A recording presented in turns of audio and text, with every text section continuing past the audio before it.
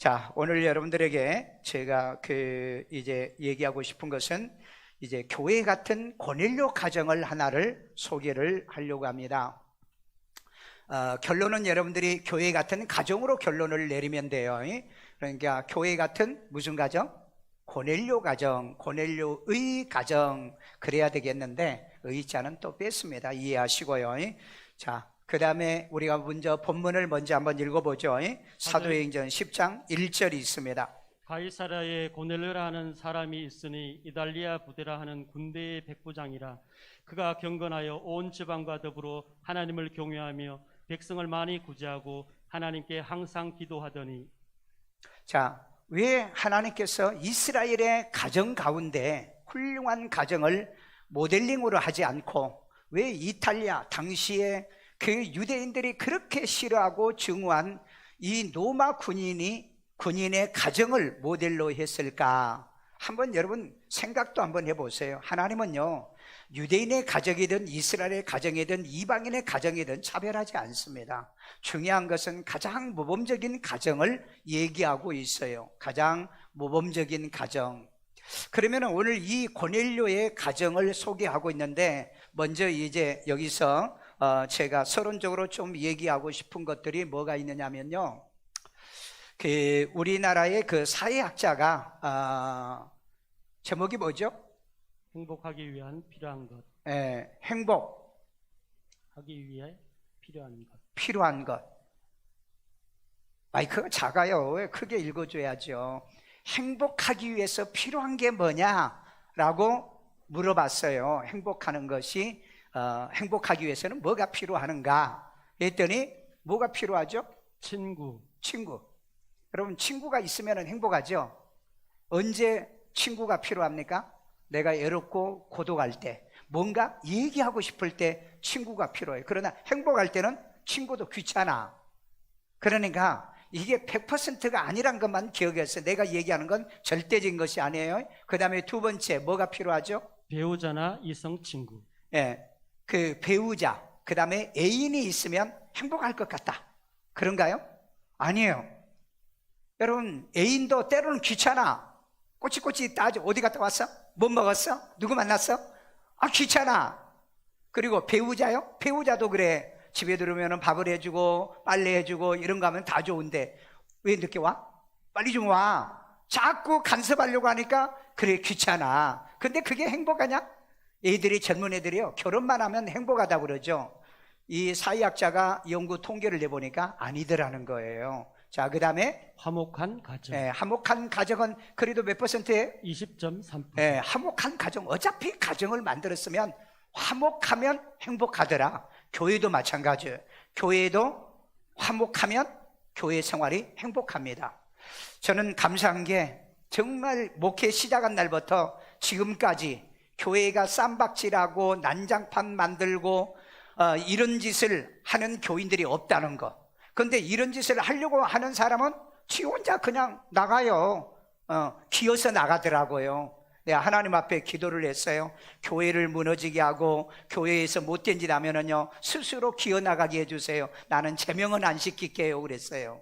여러분, 우리 그 헌법에 보면은 또 정관에 보면은 이 징계란 게 있습니다. 권징조례라고 그래가지고 반드시 징계. 그래서 바울도 갈라디아 교회 교인들이 너무 못된 것들이 있어. 베어버리라, 잘라버려라, 그렇게 말을 했어요.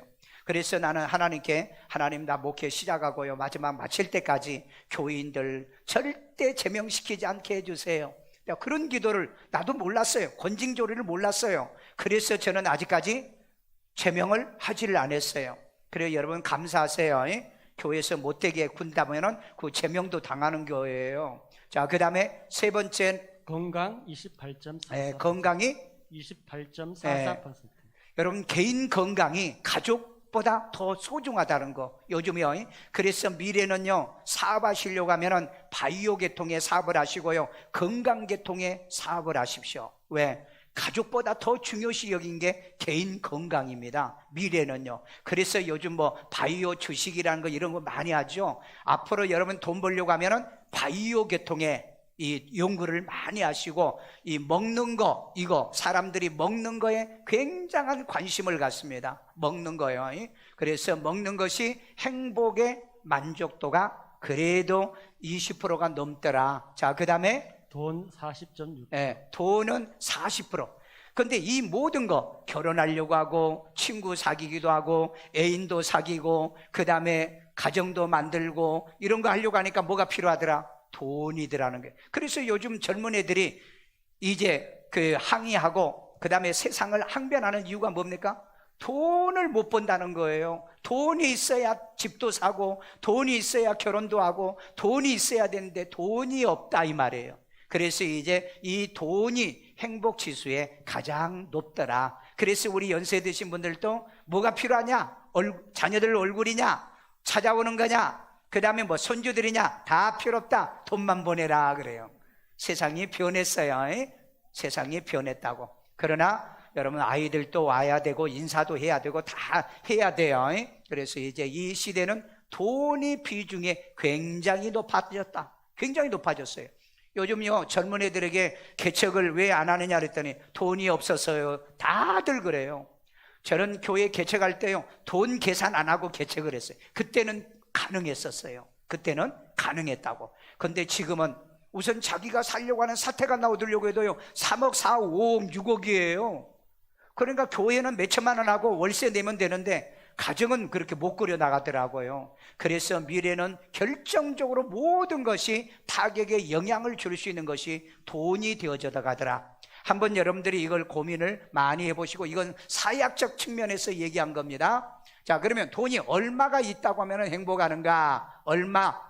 100억 이하는 몇 퍼센트? 16.99%. 100억 이하가 100억 정도 있어도 20%도 안 돼요. 17%밖에 안 됩니다. 그러니까 돈이 무한정 있으면 행복할 것 같죠? 절대 그게 아닙니다. 그거 아니란 걸 아시고 그 다음에 50억 이하 39.25%. 약 40%죠. 40%. 여기가 조금 그래도 더 많네요. 자, 그 다음에 한 1억 정도 있으면 12.86%. 13% 되니까 이건 아마 서민층 여러분이죠. 여러분 1억만 있으면 행복하겠죠? 별로 아니야? 아니 아멘 해야 1억이 들어오지. 필요 없어? 자, 그 다음에 한 10억 정도 있으면 30.9%. 한 31% 정도 행복하다. 그러니까 돈이 행복 지수의 절대적 관계는 또 아니더라. 그러니까 너무 돈 하면서 매이지 마시고 돈은 어느 정도 필요한데 쓸 수 있을 정도로 그 다음에 가난하지 않게 그리고 남에게 체면 굴기지 않을 정도로 살 만큼 돈은 벌고 그 다음에 돈은 쓸 줄 알고 돈은 사용하는 지혜가 있기를 바랍니다. 그 다음에 우리나라에서도 나온 통계입니다. 이 사회학자들이 그러면은 결혼하면은 진짜 행복하냐? 마냥 행복하냐? 우리 결혼해서 몇 년 동안은 행복하다고 그래요? 3년. 여기 통계가 그래요. 2년에서 3년이야. 2년에서 결혼을 하면은 연애를 할 때부터 이렇게 행복 지수가 쭉 올라가더니 결혼을 딱 하면은 지수가 딱 끝나는데 2년에서 3년 사이에. 그리고 난 다음에 그 다음부터 왜 행복지수가 왜 내려오죠? 결혼하니까 이제 마누라가 놀러 가자, 캠핑 가자, 뭐 사달라, 애 새끼들이 나와가지고 뭐 해달라. 그러니까 이제 귀찮아지는 거예요. 여러분 세상에는 모든 것이 절대적인 것이 없다는 겁니다. 그 한 가지 이건 여러분 좀 여러분들에게 별로 안 좋은 건데 그러면 이혼한 사람들은 늘 불행하느냐? 이혼을 했을 때는 이 불행 지수가 상당히 높아집니다. 왜냐하면 슬럼프에 빠지죠. 환경이 바뀌죠. 그러니까 슬럼프에 한 2, 3년 동안에 이렇게 슬럼프에 빠졌다가 다시 정신 차려가지고 살아서 다시 회복이 되더라. 그래서 이 땅에 사는 인간의 모든 어떤 것들은 인간을 영원히 행복해 주지도 않고 영원히 불행하게도 하지도 않더라. 이런 사회적 이런 통계를 여러분들이 보시면 되고요. 그러면 돈은 얼마 정도 있으면은 이렇게 돈의 그 행복 지수가 이렇게 올라가느냐? 여기에 보니까는 잘 안 보이네요. 200만 원. 한 200만 원 주면은 기본이에요. 기본. 여기가 기본이죠. 기본으로 200만 원. 여러분 200만 원도 안 되신 분은 조금 허덕이고 살 수도 있겠죠. 그러니까 200만 원이면은 그래도 기본이다. 그러니까 200만 원 정도 버신 분은 좀 기본으로 사는 거예요. 그 다음에 400만 원. 400만 원이니까 쭉 올라가 가지고 어때요? 한 배, 두 배, 한 거의 2배 반 정도 행복 지수가 올라가요. 그러니까 기본적으로 여러분들은 얼마 정도는 벌어야 된다? 한 400만 원은 벌어야 그래도 중산층으로 여유 있게 쓸 수 있겠구나. 그 다음에 600만 원을 번 사람에게 그러면 요리 더 올라가야 되는데 600만 원도 별로 올라가지 않더라. 그러니까 돈은 어느 정도 있기 시작하면 그 만족도가 더 높아지지는 않더라는 겁니다. 그리고 이제 돈 때문에 타락하고 범죄하게 되는 거죠. 자, 여기 보면은요, 이 소득과 뭐예요? 삶의 만족도를 한번 또 조사를 한번 해봤어요. 그런 소득이 많아지면 계속해서 이렇게 막 올라가야 되는데 남양 유업인가? 예, 어떻게 됐죠? 뭐 팔았다는 얘기가 있는데 아니다 기다 뭐 그런 얘기 있어요. 왜 보면은 뭐 그 손녀 딸이 그럼 뭐 마약하다가 뭐 하고 이 자손들이 이 돈이 많다 보니까는 너무 문제가 많았던 것 봐요. 그러니까 이 돈은 잘 사용할 줄 알고 잘 쓰는 법을 아이들에게 어릴 때부터 꼭 가르쳐야 돼요. 왜? 그래서 성경에 돈은 일만하게 뿌리가 되는 겁니다. 돈을 잘못 쓰면은요, 가정이 빠개지고요, 많아도 빠개지고 적게도 빠개지고요, 인생 완전 타락하고 만다는 거죠. 그러니까 돈에 이 소득이 많아지면 이 만족도가 한참 올라갈 것 같는데 그렇지 않더라. 한계가 있더라. 그래서 무엇을 그 전부라고 얘기는 하지 말라는 거죠. 이걸 이제 또 점수로 내봤어요. 소득과 행복 점수를 내봤더니 여기에 430만 원, 400만 원 정도가 보통 63점 정도가 나오더래요, 평균이. 그리고 이제 600만 원이 넘었어요. 600 이상을 넘었는데 점수가 61점밖에 안 나와요. 그러니까 돈이 많다고 해서 행복 지수가 높은 것은 절대 아니더라. 그래서 돈은 적당하게 벌고 적당하게 쓰는 법을 배워서 사시고 나머지는 어떻게 써야 되느냐, 탈무드에 10분의 1은 하나님께 드리고 10분의 1은 부모에게 드리고 10분의 1은 이웃에게 나눠줘라 그랬어요. 그리고 10분의 3은 자식에게 주라 그랬어요. 자식에게 주어서 자식을 키워놔라. 그러면 나머지는 어떻게 되는 거죠? 50%가 되죠. 50%? 계산 잘한데? 40%? 그러면 40%는 되냐? 너가 쓰고 마지막에 가장 좋은 일에 기부를 해라. 그래서 서양 사람들은 마지막 죽을 때 교회에다 기부합니다. 목사님, 교회를 위해서 평생 써주세요. 내 친구가 미국에서 목회를 하는데 그런 얘기를 하더라. 제가 북예를 가서 얘기를 들었는데 미국인 그 같이 공부했던 친구도 있지만은 노인 한 30명만 있으면 30년은 겉대니 목회한다 그래요. 저는 그래서 그게 무슨 말이냐 그랬더니 1년에 노인 하나만 죽으면은 자기 전 재산을 기부하고 간대요. 그래서 교회에서 그걸 사용한다고 그래요. 그래서 이제 외국 사람들은 여러분들이 각 곳마다 가보세요. 도서관에 가면은 도서관에 보면은 메모리얼이라는 단어를 써놨어요. 누구 메모리얼. 제가 프린스턴 대학도 가보니까는 그 건물마다 그리고 도서관마다 거기에 보니까는 전부 다 메모리얼 처치, 메모리얼 도서관 뭐 이런 식으로 다 해놨더라고요. 이게 이제 서양 사람들의 그 사고고요. 그래서 우리도 교회를 지을 때 그 메모리얼 처치로 전부 다 해서 여러분의 그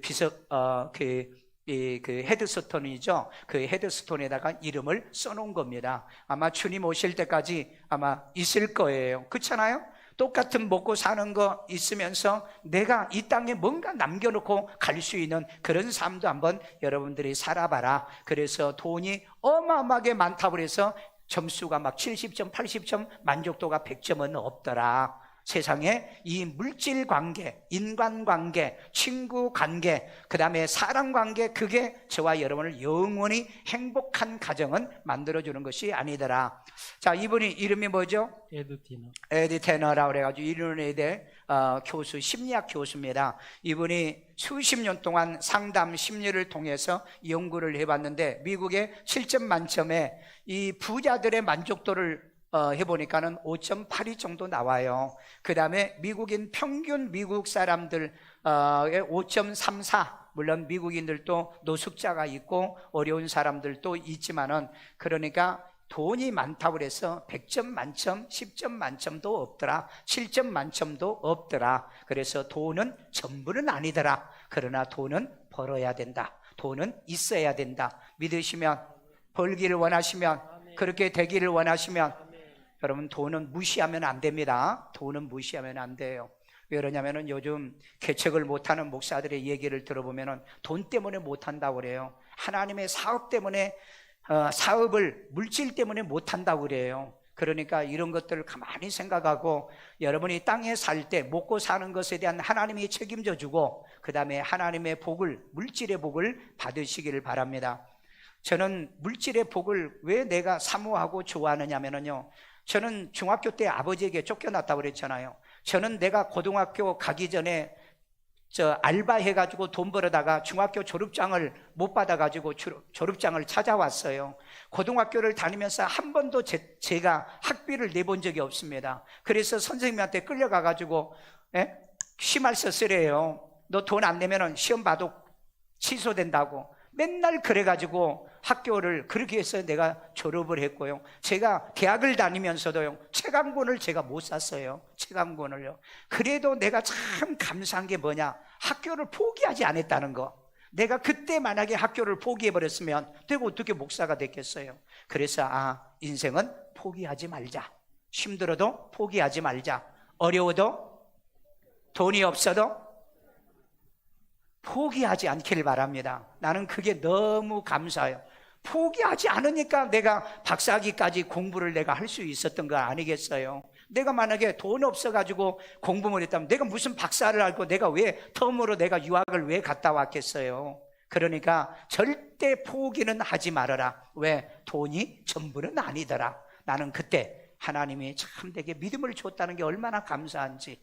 자, 내가 그 사회학을 공부하면서, 그리고 이제 복지학을 공부하며, 사회복지학을 공부하면서 이 오구번이라는 교수의 이론을 제가 이제 상당히 굉장히 좋아했고, 내가 이 설교도 몇 번 인용을 했습니다. 가족의 기능에 대해서요 6가지를 얘기합니다. 첫째는 뭐죠? 애정의 기능. 애정의 기능. 가정은 애정이 있어야 됩니다. 아버지도 애정, 어머니도 애정. 애정이 없는 사람이 만날 수가 없죠. 그렇게 만난 가정들 있나요? 없죠. 자식이 나오면 자식도 애정이 있어야 돼요. 그래서 가정의 가장 첫 번째의 구성은 가정에 사랑이 있어야 돼요. 사랑. 성경에는 이 가정을 교회로 얘기를 하고 있거든요. 교회는 사랑으로부터 출발하는 겁니다. 사랑이요. 하나님이 세상을 이처럼 사랑하셨잖아요. 우리 교회 여러분 그 심볼 그 간판 보셨어요? 그게 뭐죠? 하트죠. 그게 뭐죠? 상징이? 사랑이죠. 사랑이요. 오늘날 교회는요, 하나님의 사랑은 아가페 사랑인데 교인들이 사랑을 에로스 사랑으로 바꿔놨고요, 그 다음에 필리아 사랑으로 바꿔놨어요. 교회요? 교회는 사랑 안 하고요, 목사는 사랑을 안 해도요, 지기들끼리 친구 사랑을 합니다. 교회를 떠나도요, 교회는 찾아오지 않고 목사는 버려도요, 지구들끼리는 모여요.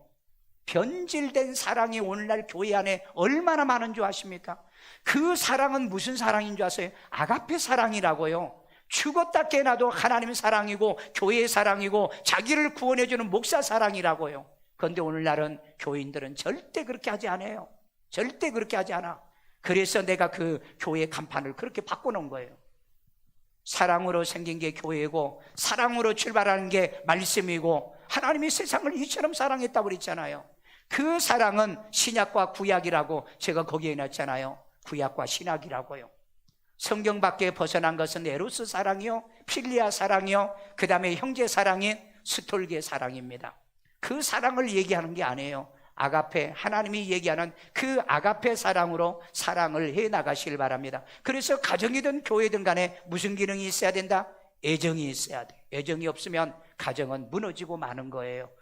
자, 두 번째는 뭐죠? 경제적 기능. 경제적 기능이 있어요. 유대인들은요, 아이들에게 공부를 먼저 안 가르칩니다. 뭘 가르친 줄 아세요? 기술을 가르쳐요. 그래서 아기 때부터 여러 가지를 가르쳐봐요. 그래서 이 애가 뭘 잘하는지 그걸 가르쳐줘요. 기술을 먼저 가르쳐주는 이유가 뭐냐? 탈무드에 보니까 먹고 사는 데는 기술로 먹고 산다 그랬어요. 그래서 여러분, 기술이 있는 사람은 절대 굶어 죽지 않는답니다. 요즘 일자리 없다고 그러죠. 일자리요. 일할 데가 없대요. 취업이 안 된대요. 사상 초유의 일자리가 없대요. 그런데 여러분, 기술자를 찾아보세요. 목수요? 내가 목수 쓰려고 하니까는 45만 원 달래요. 하루 일하는데. 조금 더 나은 기술요? 50만 원 달래요. 그 다음에 페인트를 칠하는데 페인트 기술자요? 그 기술자도 아니야. 그냥 칠하는데 30만 원 달래. 한 번 하는데요. 요즘 애들 한 달 내내 여러분 돈 버는데 얼마 봅니까? 70만 원, 80만 원 벌잖아요. 근데 기술자는요, 한 사람이 최고로 이 노동자들이 돈 많으면 600만 원 번 사람이 있더라. 하루에 600만 원요. 고공 작업을 하시는 분이요. 그래서 여러분, 미래는요, 공부요. 공부해가지고는 이제는 쫄딱 망하는 세상이 지금 도래했다고요. 공부도 기술이 있는 공부하십시오. 빅데이터죠, 3D 프린팅이죠, 드론이죠, 그 다음에 뭐 빅데이터 이런 등등의 이런 기술이 있는, 그러니까 이공계 쪽이죠. 이런 기술이 있는 사람이 미래의 세상에 산다는 걸 기억하셔야 됩니다. 아이들이요, 그냥 너 아무 대학이나 가 그래가지고 보내지 말라고요. 왜? 참담한 사건이 지금 벌어지고 있으니까요. 내년에요, 금년에도 여러분 대학이요, 수십 개가 지금 문 닫았어요. 내년에요, 더 많은 대학이 지금 문 닫는다고요. 왜? 나와도 안 되는 대학을 왜 애들한테 보내려고 하냐고요. 애들에게 아기 때부터 기술을 가르치려고요. 벌어먹고 살 수 있는 기본적인 기술이요. 그게 유대인들이 수천 년 동안 가르쳐 온 겁니다. 그러니까 유대인들은요, 그 기술 배우고, 그 아이들이 공부 못해야 합니까?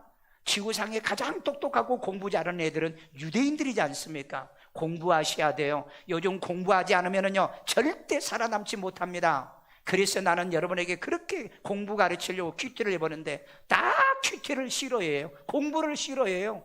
사회에 나가보십시오. 공부 안 하는 애들이 갈 길이 있는가? 갈 데가 있는가? 그래서 요즘 내가 교인들을 데리고요, 컴퓨터 교육시키고요, 그리고 쇼핑몰 지금 창업하려고 지금 준비하고 있어요. 왜? 해보면 아무것도 몰라요. 이 모르는 사람이 무슨 미래에 돈을 벌겠느냐 이 말이에요. 그렇기 때문에 이 경제적 기능을 가정에서 가르치십시오. 아버지는요, 자기가 하는 일을 애들에게도 가르쳐 보시고요, 싫으면 또 다른 것도 가르치고요. 원래 유대인들은 부모는요, 애들 데리고 직장에도 가고요, 자기 직업하는 데 가요. 내가 아는 그 유대인 이 부인은 변호사예요. 그런데 변호사를요, 오전만 근무하고요, 오전에는 애 데리고요, 오후에는 애 교육시키고 그러더라고요. 그러니까 애를 데리고 시장도 보러 가고 다른 일하러 돌아다녀요. 집에다 절대 놓지 않더라고요. 데리고 다녀요. 물건 사는 법도 가르치고요. 제가 직접 따라다니면서 봤다고요. 그래서 유대인들이 그래서 돈을 많이 벌고 성공하구나. 학교 보내가지고 얘가 잘 되리라 기대하지 마세요. 애들 요즘 대학 졸업하고 아무것도 할 줄 몰라요. 취업할 줄도 몰라요. 속에서 하나도 쓸 줄 모른다고요. 그러니까 같이 공부하라고요. 같이 성경 읽고 통독할 줄 알고 해동 능력 길러보라고요. 이게 유대인들이 그렇게 공부하는 거예요. 그런데 왜 우리는 그렇게 싫어할까요? 왜 그렇게 좋아하지 않을까? 좀 우리 생각을 좀 많이 해봤으면 좋겠어요. 그래서 경제적 기능이 있다. 부모 돈 벌어야 돼요. 아내도 돈을 못 벌지만은 경영을 할 줄 알아야 돼요. 자녀들 돈 벌어야 돼요. 미래는 돈 못 벌면 가정도 없고요, 아무것도 없습니다. 내가 얘기했잖아요. 목사님들이 왜 개척을 못 한다고요? 돈이 없어서요. 앞으로 나는 목사들도 돈을 벌 줄 모르면 개척 안 된다. 개척 안 돼요. 그렇기 때문에 세상이 이렇게 바뀌었는데 옛날 세상 가지고 얘기하는 거예요. 옛날 얘기를 한다고요. 옛날 얘기요. 자, 세 번째 기능이 뭐죠? 보호적 기능. 보호적 기능. 이걸 케어라고 그러죠. 보호를 받아야 돼요. 요즘 우리나라 700만 명, 800만 명의 노인이 나왔는데 보호 대상이 지금 돼가고 있습니다. 이게 여러분 앞으로요, 초고령 사회가 되면은요, 1,400만까지 넘어가는데 누가 이 보호해 주냐고요. 우리 가정은요, 가정에서 보호를 못 해주니까 이제는 사회복지 시스템에서 보호를 한다고 그랬죠. 그런데 우리 보호해 줘야죠. 우리 교회 오시면은 하나님이 여러분을 보호할 거고요. 지금 이 코로나 시대 때요, 우리는 보호를 받지 못하면은요, 정말 교회들이 지금 문 닫은 교회들이 많습니다. 얘기했잖아요. 한 교회는 2억 1천만 원 벌금 떨어졌다고요. 1년 내내 교회 예배를 못 드렸다고요. 그러니까 여러분, 하나님께서 우리를 보호해주지 않으면 안 되는 거예요. 케어가 얼마나 중요합니까? 여러분의 가정도 마찬가지예요. 항상 어머니는 아버지를, 자녀를, 그리고 자녀가 부모를, 부모는 자녀를 보호해주는 서로 상호간의 이치 케어를 반드시 해야 된다는 겁니다. 자, 그 다음에 오락적 기능. 오락적 기능. 가정은 우선 재미가 있어야 된다는 거죠. 왜? 가정이 너무 경건하면 안 되죠. 맨날 성경만 읽고 맨날 기도만 하고 맨날 찬송만 하면 사람들이 좋아할 것 같아? 아니요. 가정은 재미가 있어야 된다. 그래서 캠핑도 가고 또 여행도 가고 그 다음에 모여서 외식도 하고 오락적 기능이 있다. 오락적 기능이요. 자, 그 다음에 지위적 기능. 지위적 기능. 가정에는 딱 질서가 있습니다. 아버지, 어머니 순서가 있어야 돼요. 그런데 요즘은 가정이 순서가 없는 가정들 많아. 불행한 가정이 됩니다. 조심하셔야 돼요. 아이들도 뭐요? 첫째, 둘째, 셋째 순서를, 큰 놈이 얘기하면 둘째가 들어야 되고 둘째가 얘기하면 막내가 들어야 될 정도로 가정의 질서를 항상 그렇게 하세요. 항상. 정말 여러분 그런 마음이요. 정말 남편이 좀 마음에 안 들어도 애들한테 야, 아버지 말씀 드려. 그렇게 가르쳐야지. 야, 너 아버지야? 에이, 묻지도 마. 이렇게 한다면 가정 완전 파탄난 가정이야. 말도 할 필요도 없어. 그 다음에 종교적 기능. 자, 이 5급은만 얘기한 게 아니고 사회학자들이 반드시 가정의 기능을 얘기할 때 종교적 기능을 빼놓지 않더라고요. 그래서 저는 이 사회학을 공부하면서요, 왜 종교적 기능이 있을까? 왜 종교적인 기능이 있을까? 왜? 이 종교적 기능이 상실되면 이단의 집단으로 갈 수도 있고요.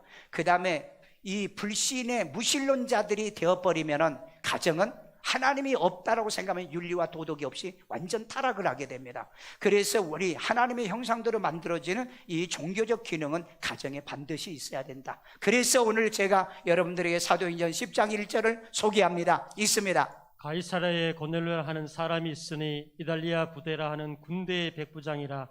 그가 경건하여 온 지방과 더불어 하나님을 경외하며 백성을 많이 구제하고 하나님께 항상 기도하더니. 자, 여기에 여러분들에게 내가 속이 아픈 가이사랴의 고넬료라고 하는 사람, 가이사랴는 어디냐면은 그 로마 황제 이름이에요. 그런데 이스라엘의 이 지중해 요파 위에 가이사라는 지역이 있어. 이따 이제 설명할게요. 이 사람은 누구냐면 이탈리아 부대, 그런 이탈리아 군대의 백부장이었습니다. 백부장이면 100명의 군인을 통과를 한다고 하니까 100명 정도면은 뭐 중대장 정도 되나요? 요즘 중대장 되나요? 아니면은 뭐 분대장 되나요? 뭐 군대 안 갔다 왔나 다들 그냥. 자, 여기가 이제 지중해입니다. 사진이 내가 만들어 넣을 때는 멋있는데 여기가 이제 그 운동장이에요. 여기가 전차 부대가 있었습니다. 전차 부대가 있어가지고 전차 훈련을 하는 곳인데 저는 이곳을 2번이나 가봤고요. 이 위쪽에 올라가면은 저 위쪽에 이 레바논 쪽으로 올라가는 길이고요. 한참 올라가면, 그리고 요 밑에가 요빠라는 데가 있습니다. 요빠요. 그리고 여기가 이제 이 옛날에 부대 주둔군을 있었던 곳이에요. 그런데 아직도 이렇게 남아 있어요. 2000년 정도 되는데 아직도. 그러니까 2000년 좀 안 되죠. 그래서 바울이 로마로 압송당할 때 이쪽에 와가지고 여기에서 방에서 수감을 2년 동안 당했던 사건이 있습니다. 그림이 좀 명쾌하지 못했는데, 자, 그런데 이 고넬료라고 하는 사람이 어디 가이사라인데, 가이사라가 어디냐? 여기가 이제 예루살렘입니다. 여기가 예루살렘, 여기가 지중해고요. 여기가 예루살렘이고, 그 다음에 이쪽이 이제 텔아비브예요. 여기가 텔아비브. 그러니까 현재 수도입니다. 그런데 여기가 가이사라예요. 여기에 가이사라, 왜 가이사라냐면은 가이사라의 황제의 그 별장이 여기에 있어요. 여기 가면 지금도 그 별장이 뭐 이렇게 좀 허름하지만은 있습니다. 그리고 이 밑에 여기까지 내려오면은 바로 요빠라는 데가 있고, 이번에 2000발 이 미사일을 쏜 데가 어디냐면은 이 가자 지구죠. 가자에서 이 예루살렘으로 이렇게 그 미사일을 쐈는데 어마어마하게 가자 지구가 이번에 피해를 많이 당했습니다. 피해를 많이 당했어요. 그래서 이스라엘은 뭐 이는 눈은 눈으로 갚는다고 그래가지고 엄청나게 여기 한 2,000명 정도 죽었는데 이 사람들이 또 퍼레이드 하면서 우리는 이겼다, 우리는 이겼다. 그러니까 이 나쁜 놈들은 국민들을 그렇게 속이는 거예요. 아니 2,000명 정도 죽였으면 고기 숙여서 회개하고 사과해야 되는데 이겼다고 미사일 그리고 로켓포를 가지고 돌아다니면서 우리가 이겼다고 그리고 돌아다녀요. 그러니까 이 나쁜 놈들은 항상 거짓말하고 돌아다닙니다. 악한 자들은. 악한 자들은요. 그러니까 항상 세상에도 그래요. 나쁜 놈들은 잘못해놓고 잘못했다고 절대 하지 않아요. 피해봐놓고도 피해봤다는 소리 안 해요. 그래, 이게 아주 나쁘고 거짓된 사람들의 아주 전형적인 특징이에요. 이 밑에가 이제 이집트고요. 그리고 이쪽은 요르단이고, 현재 여기 사해바다고, 이스라엘의 금년에 지금 이제 여행객들을 받으니까, 여러분들이 그 코로나 주사 받으면은, 다 받으면은 아마, 요건 받으면 아마 여기도 갈 수도 있을 것 같아요. 자, 그러면 이제 오늘 첫 번째 설교합니다. 하나님을 경외하는 교회 같은 고넬료의 가정. 한마디로 말하면 하나님을 경외하는 가정이 고넬료 가정이었다. 아멘. 아멘요. 자, 있습니다. 사도행전 10장 2절. 그가 경건하여 온 지방과 더불어 하나님을 경외하며 백성을 많이 구제하고 하나님께 항상 기도하더니. 자, 이걸 또 정리하니까 고넬료가 경건했다. 그러니까 흥청망청 안 했다는 거죠. 여러분 가정에 아버지가 좀 경건하시면 좋겠어요. 내 아는 목사님이 와서 설교할 때 그런 얘기 하죠. 초등학교 4학년 때까지 아버지가 아기 때부터 밤이면은 술 마시고 엄마하고 싸우시면서 술 사오라고 그러는데 술 사러 가려고 하면은요, 한 30분을 가야 된대. 근데 그 초등학교 1학년, 2학년, 3학년 때 술 사러 가려고 하면 너무 무섭고 그런데 술 사러 갈 때마다 아버지한테 속으로 그랬대. 개새끼. 지가 사다 처먹을 일이지 왜 나를 시키냐고. 나중에 물론 회개했대요. 여러분, 그래도 그분이 목사가 돼서 좋은 사람 돼서 그렇지 애들한테 술 심부름 시키지 마시고요. 가정에서 우리 가정의 부모부터 좀 경건 생활을 좀 하시고요. 자녀들에게는 나쁜 일 시키지 마시고요. 못된 일 시키지 마시고요. 아멘도 안 해. 저렇게 좋은 일 시키시길 바랍니다. 그리고 혹시 옛날에 그런 술 심부름 시켰다고 개새끼 하신 분은 회개하세요. 좋은 말할 때 회개해요. 나는 우리 아버지가 술 사오라고 나는 한 적이 없으니까 나는 그런 얘기 한 적이 없어요. 온 집안과 더불어서 하나님을 경외하라. 제가 우리 그 아이들 카톡에다가 오늘 또 주일날이니 준비 잘해서 예배 모두 다 성공하고 드리도록 해라 그랬어요. 여러분, 우리 성경에 보면은요, 안식일 예비일이란 말이 있습니다. 안식일을 준비하는 날. 우리 어머니는요, 토요일 날이면은 목욕하고요, 그리고 헌금 딱 봉투에다 넣고요, 그리고 주일날 가서 헌금하고 우리한테도 헌금 주면서 헌금해라 그래요. 나중에는 말 안 들으면은요, 헌금을 안 줘요. 왜 안 주세요? 그러면 교회 와야 준다 그래요. 왜? 헌금 주면은 까먹어 버리니까. 나는 까먹은 적 없어. 난 쓴 적이 없어. 쓴 적이 없어요. 진짜 저는 교회를 빠져본 적이 없으니까, 결석해 본 적이 없으니까. 그런데 저도 그렇게 헌금을 해요. 토요일이나 미리 헌금 봉투에다 다 준비해서 저 이렇게 하나님께 헌금을 드리는데 오늘날 교인들은 그런 게 없어요. 근데 우리 보니까는 권사님들 보니까 어떤 분 가끔 금요일날 은행에서 내면 뭐하러 왔어요? 그래요. 돈 받으러 왔어요. 왜요? 그랬더니 헌금 드리려고. 그런 분도 계세요. 근데 몇 분 얘기 들어보니까 그 헌금을 딱 준비해서 토요일날 이렇게 준비해가지고 드려요. 여러분, 왜 안식일 준비일일까요? 왜 안식일 예비일일까요? 오늘 여러분 이렇게 믿은 사람이 과연 몇 명이나 있을까요? 토요일날 다 준비해놓고 주일날 예배를 드리는 교인들이 과연 몇 가정이나 있을까? 오늘 이 말씀 듣고 그렇게 안 하신 분은 그렇게 한번 해보시길 바랍니다. 해보시길 바랍니다. 그래서 나도 얘들한테 오늘 예배 드리는데 헌금 준비하고 미리 준비해서 예비일이잖아요. 그래서 예배를 드리자. 우리 부모는요, 목사보다 나아야 돼요. 교회 생기기 전에 가정이 먼저 생긴 겁니다. 교회가 만들어지기 전에 가정이 먼저 만들어진 거예요. 그래서 가정에 예수님이 주인이 되고 어머니와 아버지는 그렇게 가르치는 경건한 가정 만들어야 되잖아요. 그런 하나님의 경외하는 가정 되시고요. 그 다음에 백성을 많이 구제하고요, 하나님께 항상 기도하던 고넬료 가정이었습니다. 여러분, 있으면요 애들한테 펑펑 쓰는 것도 괜찮아요. 그렇게도 쓰십시오. 그러나 그 아이들 친구 주변에 어려운 애들, 저도 얘들 학교 다닐 때 너희들 친구들 가운데 어려운 애들이 있니? 어렵다면 제가 돈을 좀 주면서 갖다 줘라. 그렇게 해서 도와주라고 그랬습니다. 아이들에게 그렇게 가르치세요. 그래야 이 애들이 자선하는 아이들로 될 거 아니에요. 여러분, 그건 내가 먹는다고 얼마나 배가 부르고 그러겠어요. 그래서 여러분, 가정에는 고넬료처럼 경건이 필요하다. 그래서 하나님을 경외하는 교회 같은 가정 만들어 보기를 주의 이름으로 축원합니다. 제가 사진으로 여기 넣어봤어요. 고넬료가 온 가족 식구들을 데리고 예배하는, 여러분 예배 길게 안 드려도 괜찮아요. 일주일에 한 번이든 한 달에 한 번이든 명절이 되면, 저희들이 이제 명절 때면 오면 꼭 예배를 드리거든요. 길게 안 드려도 괜찮습니다. 찬송 안 하고 기도하고요, 돌아가면서 하시고요. 경건한 가정이요. 그저 모이면은 얘들하고 술 나르고 술 따르는 거 그 뭐 따를 때 하시고요. 그냥 얘들 모이면은 경건한 가정을 만들어 보시고요. 그 다음에 많이 구제하고, 백성이요, 자기 백성도 아니잖아요. 얼마나 교만한 군대입니까? 그리고 권력이 있잖아요. 옛날 일제시대 그 순사만 돼도요, 정말 남들이 벌벌 기었던 그런 시대, 이 노마 시대가 그런 거예요. 그런데 자기가 가지고 있는 거요, 불쌍한 사람들을 다 도왔다고 그랬잖아요. 여러분 주변에 어려운 사람들이 있지 않습니까? 직접 못하면 교회를 통해서 하시고요. 저번에도 어느 부분이 그 지정 장학금 해주잖아요. 그분이 무슨 부자입니까? 재벌입니까? 왜 남들에게 그렇게 장학금을 주라고 왜 헌금을 그렇게 줍니까?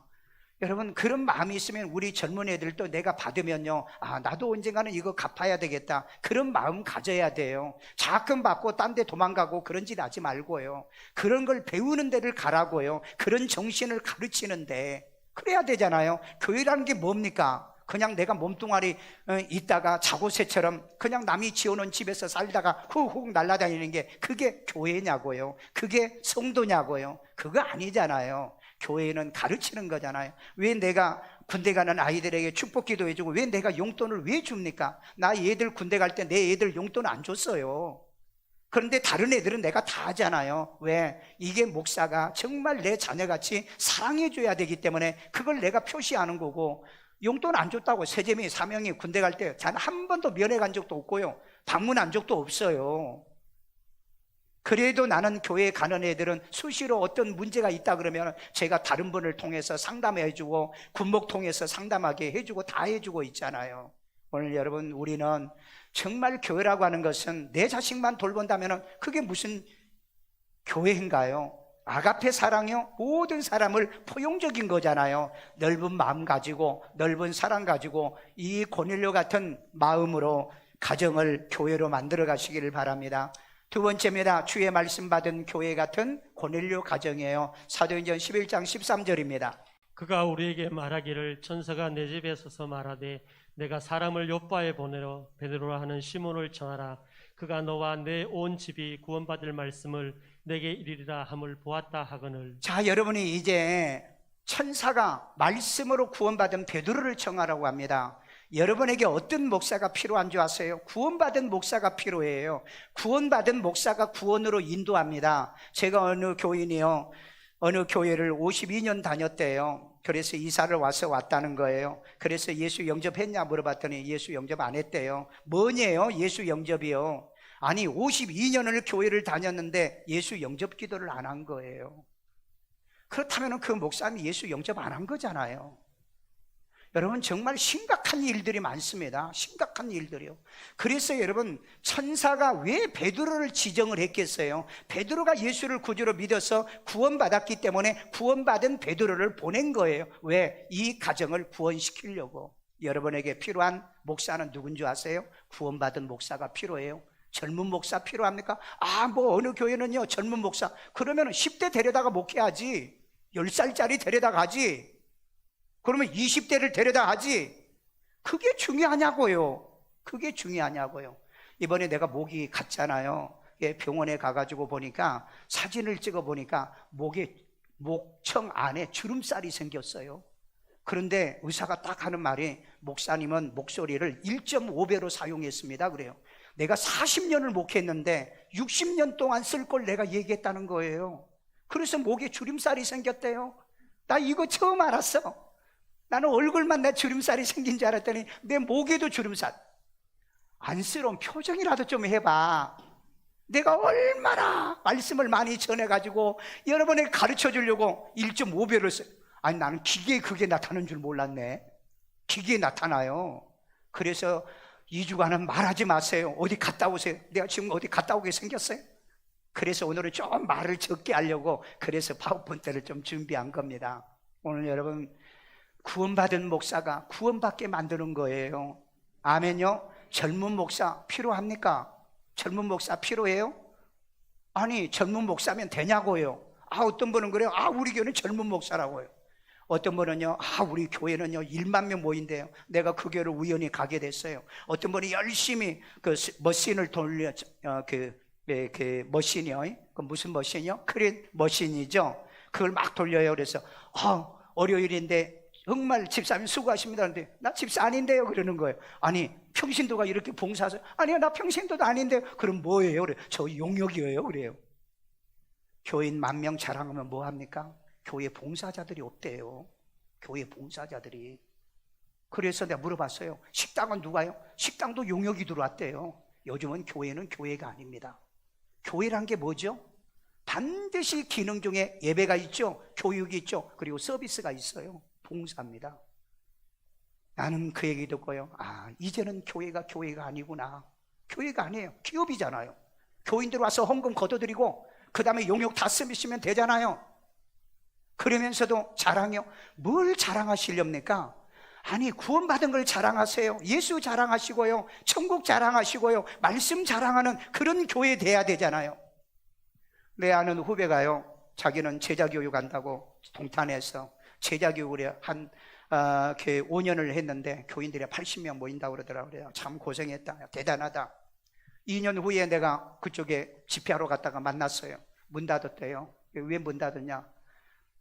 젊은 애들을 데려다 제자 훈련만 시켜놨더니 얘네들이 헌금을 안 하더라는 거예요. 그러니까 250만 원 돈을 못 내가지고 다 까먹고 문 닫았다는 거예요. 여러분 젊은 사람이 있다고 자랑하지 마세요. 왜? 나는 지금까지 목회하면서요, 내가 군대 가는 애들 다 용돈 주잖아요. 1인당 내가 10만 원씩 줬어. 외국 가는 사람도 내가 줘. 그런데 지금까지 젊은 놈들이 와가지고 명절이나 지난번에 휴가 와가지고 지웅이하고 그 다음에 지호경 집사님 아들, 그 애들이 과자 하나 딱 이렇게 사다 주더라고요. 몇 명은 그런 게 있었어. 나 그런 거 사오지 말라고 그래. 그런데 나에게 용돈 준 적 한 번도 없어. 그런데 연세 드신 분들은 명절 되면 나한테 꼭 용돈 줘. 또 주라고 하는 얘기예요. 여러분 젊은 애들, 난 그래서 젊은 애들, 내가 그래서 오살리 기도원에서 붕괴하면서 어떤 목사님이 막 젊은 사람들 목회한다고 그래요. 그러면서 그래 교인들이 잘 섬깁니까? 내가 5년 동안 목회했는데요, 돼지고기 한 건도 안 사줘요. 이것들이 그래요. 여러분 젊은 사람 자랑하지 말라고요. 나이 든 사람은 기도 많이 하잖아. 요즘 새벽 기도하는 사람은 나이 든 사람들이야. 철학 기도하는 사람 나이 든 사람이야. 젊은 사람들은 없어. 근데 뭘 젊은 사람이에요? 교회가 본질을 자랑을 해야 돼요. 정말 교회 같은 고넬료 가정이란 본질적인 것을 얘기하고 우리 살자 이 말이에요. 아멘요. 자, 그래서 너와 내 온 집에 무슨 말씀? 구원받을 말씀. 교회 오시면은 구원받을 말씀을 들으십시오. 그래서 다 구원받기를 바랍니다. 예수 영접하기를 바랍니다. 구원의 생명에 이르기를 바랍니다. 아멘요. 고넬료 가정에 베드로가 와가지고 말씀 전하니까 성령이 임하죠. 그러니까 이때 뭔 일이 일어나죠? 사도행전 10장 46절, 이는 방언을 말하며 하나님 높임을 들음이로라. 여러분 가정에 다 방언을 말하십시오. 제발 부탁합니다. 이 시대는 방언이 사라졌어요. 교회들이 지금 방언하면 이단 취급을 받고요, 방언하면 안 된대요. 방언하지 말래요. 방언은 마귀 방언이래요. 오늘날 교회는 없습니다. 방언하는 사람 몇 명이나 있어요? 몇 명이나요? 방언하십시오. 분명히 성령 받은 사람은 반드시 방언한다고 그랬어요. 방언요, 이거 여러분들이 무시하면 그건 교회가 아니에요. 우리 가족은 다 방언 한번 해보세요. 여러분 방언 못하십니까? 저 찾아오세요. 창피하십니까? 고넬료처럼 밤에 나를 찾아오세요. 12시 찾아오면 내가 방언 기도하게 해줄게요. 왜? 예수 믿고 구원받은 사람 방언을. 세 번째, 성령 받은 교회 같은 고넬료 가정 돼야 됩니다. 자, 사도행전 10장 47절, 이에 베드로가 이르되 이 사람들이 우리와 같이 성령을 받았으니 누가 능히 물로 세례 베품을 금하려 하고. 자, 베드로가 이렇게 합니다. 이 사람들 우리 같이 성령 받았다. 베드로는 유대인이에요. 그런데 고넬료는 이방인입니다. 이방인이나 유대인이나 한 성령을 받는 거예요. 오늘 저나 여러분이 다 한 성령을 받았다면 우리 방언도 해야 되지 않을 거예요? 아멘요? 그래서 하루에 5분 정도는 방언하세요. 하루에 한 번 정도는 방언 기도를 한번 해보세요.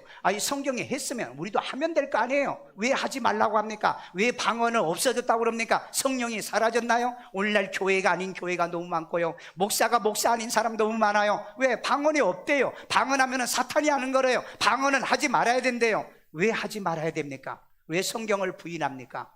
그러니까 껍데기는 교회지만은, 껍데기는 목사지만은 진리가 없다는 얘기입니다. 자, 여기 한번 사도행전 보세요. 사도행전 2장 1절. 오순절날이 이름에 그들이 다 같이 한 곳에 모였더니 2절 다 같이 읽어요. 홀연히 하늘로부터 급하고 강한 바람 같은 소리가 있어 그들이 앉은 3절 다 같이 읽어요. 마치 불의 혀처럼 갈라지는 것들이 그들에게 보여 각 사람 위에 하나씩 임하였더니 4절 다 같이 읽어요. 그들이 다 성령의 충만함을 받고 성령이 말하게 하심을 따라 다른 방언으로 말하기를 시작하니라. 여기 보세요. 다 방언 말했다고 그랬잖아요.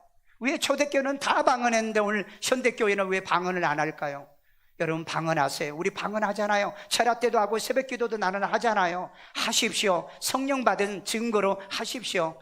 목사님 뭘 그렇게 복잡하게. 아니 그냥 나온다니까요. 하면 나와요. 그러니까 모르시면 밤 12시에 나 찾아오라고 그랬잖아요. 다른 사람에게 올 때 창피하다고 생각하시면 여자는 말고요.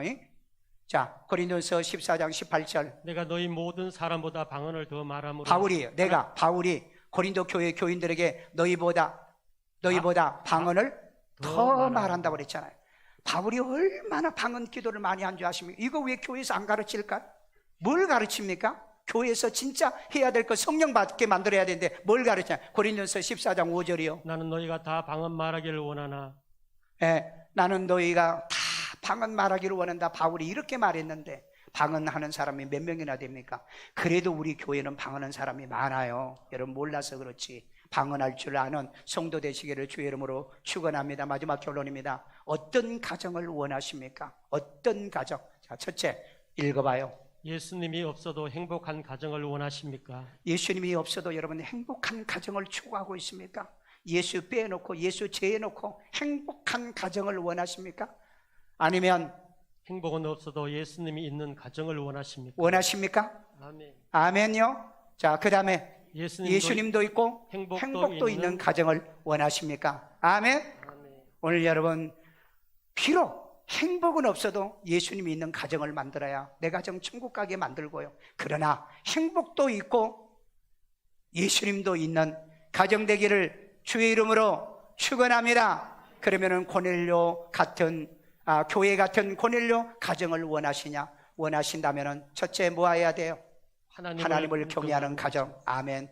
아멘요. 하나님을 경외하는 오늘처럼 여러분들이 교회 와가지고요. 여러분들은 예배드리고 아이들은 교회 학교 와서 이런 가정이요. 그 다음에 구원의 말씀이 있는 가정 만드십시오. 그 다음에 성령 받은 가정 반드시 되어서 온 식구들이 반드시 우리 교인들은 방언 한번 해보시기를 주의 이름으로 축원합니다. 1분만 우리 방언 한번 해봅시다. 오셀레데 케세리 메켄발라 바릴로와 엔들레드와 이세리데 이세리 메켄발라 바릴로 유들리드와 이세리데 이세리 메켄발라 바릴로와 엠베레드와 이세리데 이세리 메켄발라 바릴로와 엠베레드와 이세리데 이세리 메켄발라 바릴로 유들리드와 이세리데 이세리 메켄발라 바릴로와 엔들레드와 이세리데 이세리 메켄발라 바릴로와 아이들 머리에다 손 얹고 기도합니다. 루코세리 발로와 엠베레드와 이세리데 이세리 메켄발라 바릴로와 지혜와 총명과 명철을 하여 주세요. 세계 민족에 뛰어난 아이들 되게 만들어 주세요. 오세리데 케세리 메켄발라 바리로와 아픈 데다 손을 얹으세요. 오세리데 케세리 병을 이기는 능력을 주세요. 오레데 세리 강하고 담대할지어다. 오세리데 세리 질병을 이기게 도와주세요. 오세리데 케세리 메켄발라 바리로 코로나 걸리지 않게 도와주세요. 리딜리디와 이세리데 이세리 메켄발라 바리로 하나님을 경외하는 가정, 이제 하나님의 구원의 말씀이 있는 가정, 성령이 임재하는 가정, 정말 행복도 있으며 예수님이 주인 되는 가정 되도록 주여 도와주시옵소서. 주의 영이 우리 가운데 함께 하시고 온전한 은혜와 믿음이 있기를 주의 이름으로 축원합니다. 이 시간에도 하나님께 귀한 힘을 드립니다. 주님이 기뻐 받으시고 연락해 주시고 축복해 주시는 씨앗 되게 하여 주옵소서. 예수님의 이름으로 축복하며 기도합니다. 아멘. 교회가